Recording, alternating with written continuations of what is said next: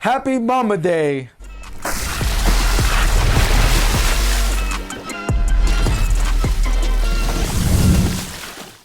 What's up guys, Vinny here with Sneaker Tweaker, and to kick off our Kobe series today, we have the performance review on the Nike Kobe Protro 1. Or I guess I should say the Nike Kobe 1 Protro, but you guys get the idea. This was the one to kick off Kobe's Protro. He didn't want his shoes to be retroed. Rather, he wanted them to be brought back with modern tech, but still keep the old silhouette. And the ones were the first ones they did it with. I mean, for obvious reasons, it was his very first signature shoe with Nike. However, just throughout the series, they did skip some of them, 2 and the 3 notably. But with the one, I mean, this review is on this shoe in particular. And once these launched, people were excited to see what came afterwards. I mean, there have been some disappointments, but this one in particular, this shoe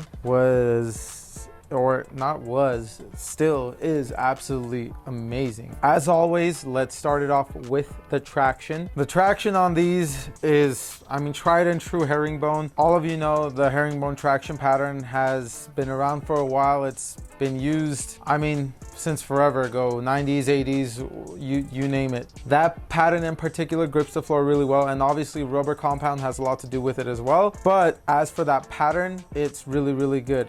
Now, the rubber that's used on this is pretty thick and pretty like sturdy rubber.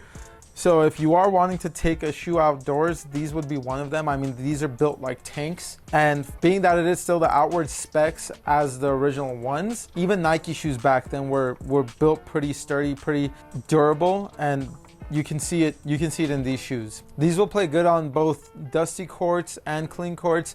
The grooves are pretty thick, or not, I guess not thick, but they're pretty far apart. So wiping dust off of it is super easy, and not much really collects on it. So dust isn't an issue, and whatever dust does collect, it's easy to wipe off. The cushion now is where one of the most, I guess, the biggest improvement was on this shoe. What they did with the cushion by far just made the biggest difference. They actually added full-length zoom into the shoe. And the zoom unit in this it's not too much, it's not too little, it's just right. And it goes from heel to forefoot. So through the whole ride, not only do you get a nice bounce, but the impact protection is solid. Taking these outdoors, like I said, the outsole is built for it as well. But not only that, the cushion is there to help it, so your knees, like my aging knees, they don't hurt the next day or even during play. So the cushion in itself not only gives you great court feel, but it gives you great impact protection and just overall a nice bounce and energy return. Full length zoom doesn't get better than that. I mean, you have zoom strobel now. I'm okay with like forefoot zoom and heel zoom as well, but I think for me, even over strobel, I perform just a full length unit. That's always felt the best for me. Everyone has their own personal preference though. For me, full length zoom, nothing better than that. Zoom is the greatest. Now, the fit on these is also nice and old school. And the reason why I say that is because it's not narrow fitting like all the other Nike shoes these days. These ones actually have a pretty nice and wide toe box. So for those of you that are wide footers, these should accommodate to you really well. You should be able to go true to size. Lengthwise, they do fit true to size. And for me, even being like a medium footer to a slightly wide footer, I still have some room in the toe box, but it's not crazy where my feet are shifting back and forth and it's uncomfortable and I'm getting blisters or anything like that. The fit honestly is perfect. I have no complaints about that. For the support, this one in particular, this is I think they call it the Purple Rain or the blackout colorway. This one uses synthetic leather and some nubuck or fake nubuck, synthetic nubuck around the shoe. You have the synthetic leather on the lateral side, and then it goes through the toe box and halfway on the medial side, and then the rest is that nubuck. You also have the, I won't call it an ankle collar, but this doesn't really help with like ankle support or anything. So if you are wanting that for support on your ankles, it really doesn't do much. It just kind of feels nice over there. It doesn't bother me. It honestly just feels nice, especially if you have higher socks. So as for the upper, the support is really, really great. Your feet don't roll off the footbed or anything like that. Everything stays in place. You also have the outsole that goes up to the lateral side, and helps with sudden stops and keeping your foot in place.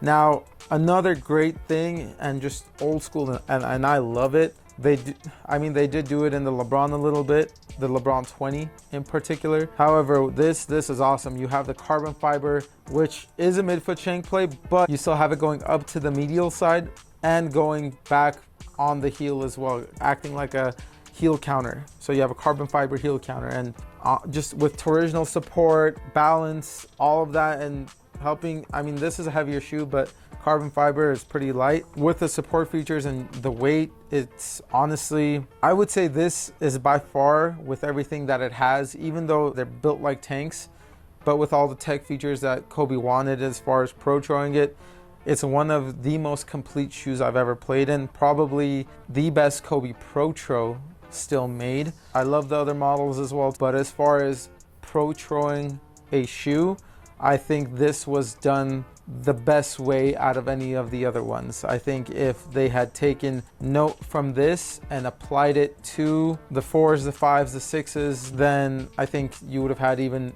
I mean, they're already crazy popular. Kobe's, there's no hoop shoe that's as popular as Kobe's.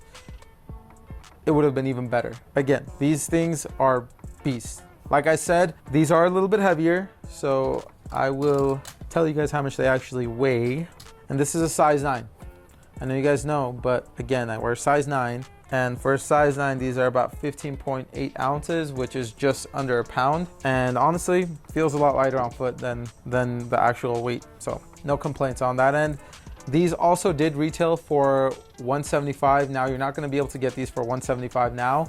I mean, unless you get really lucky or you have a plug. However, the good thing is, and the good news is that today, or I guess officially yesterday with the Kobe 8 Protro Halo Edition, the Kobe brand has relaunched and it's supposed to be out in full swing. As Vanessa Bryant said, I don't know if you guys checked out her Instagram, but she said that the Halo ones were the only ones that the Nike wanted it to be limited and more like a collector's item. Going forward though, all the other Kobe releases, Protros and whatnot, are supposed to have a lot more units released. So hopefully a lot easier access to them, and more people who actually want to play in Kobe's, which Kobe's are meant to be hooped in. That's the reason why they're Protros and not retros. That was Kobe's whole passion behind it and Kobe's whole idea. Hopefully they are more available and for retail. I mean, not everyone can afford to go and pay $300, $400 for a hoop shoe and just to hoop in it and beat it up. It gets expensive, especially if you regularly hoop in it, and especially if you can only hoop outdoors. I'm glad to see the brand back, and I hope it just, what Vanessa said is completely true, and they just release more and more units that's more readily available to the general public. These shoes, again, are my favorite Protro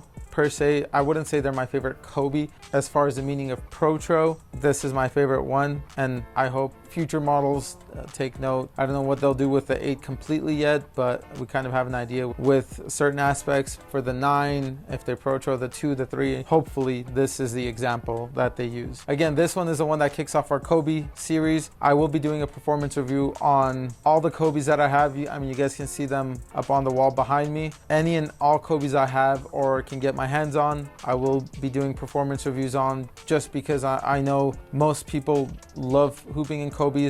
I've said it once and I'll say it again, as far as performance basketball shoes, I'm not talking about casual lifestyle. We know Jordans dominate that market, and even to this day, tech heavy, you'll get the Jordans as well. They're some of the most tech heavy shoes released every year. However, for popularity and just people loving the way they play, the way they look, the way they feel, Kobe's sneakers are the most dominant and the most iconic. So if you guys would like to see the performance reviews I have coming up on all my other Kobe's, hit that subscribe button, comment, like, and comment below if you guys have played in any other Kobe's and what your experience is and what some of your favorites are. What are some of the ones you wish you played in and you hope Nike releases? If there are any other shoes besides Kobe's you guys would like me to review, please comment down below. For more content like this, please like, subscribe, and follow. And we'll see you guys in the next one. Peace.